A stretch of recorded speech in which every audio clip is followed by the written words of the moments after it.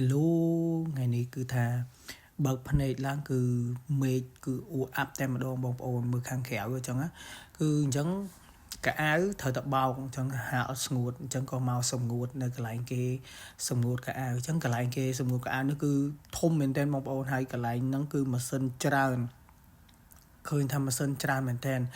ហើយឃើញមនុស្សច្រើនណាបងប្អូនតែដោយសារខ្ញុំមកថតនេះគឺរៀងទៅអស់ច្រើនហើយនៅមួយចំនួនអញ្ចឹងក៏យើងទៅសម្ងួតប៉ុន្តែមុននឹងយើងសម្ងួតយើងត្រូវទៅបង់លុយគេសិនបងប្អូននេះទៅពេលយើងបង់ដូចបងប្អូនឃើញអញ្ចឹងណាវាមានដាក់សម្រាប់យើងបោកទឹកឬក៏យើងសម្ងួតអញ្ចឹងយើងបោកយើង select តាមម៉ាស៊ីនណាមួយស្រេចតែយើងអញ្ចឹងណាហើយបើយើងចូលសម្ងួតយើងចូលកន្លែងសម្ងួតទៅហើយលេខម៉ាស៊ីនមួយណាយើងដាក់ម៉ាស៊ីនកន្លែងហ្នឹងមួយទៅបងប្អូនថ្ងៃហ្នឹងគឺថាមកសម្ងួតកៅអៅការងារថ្ងៃសម្រាប់ហើយតារាងនេះគឺតារាងសម្រាប់នាទីដែលគេបង់លុយថាយើងបាននាទីអស់ប្រហែលអញ្ចឹងណាបងប្អូនអរគុណបាយបាយ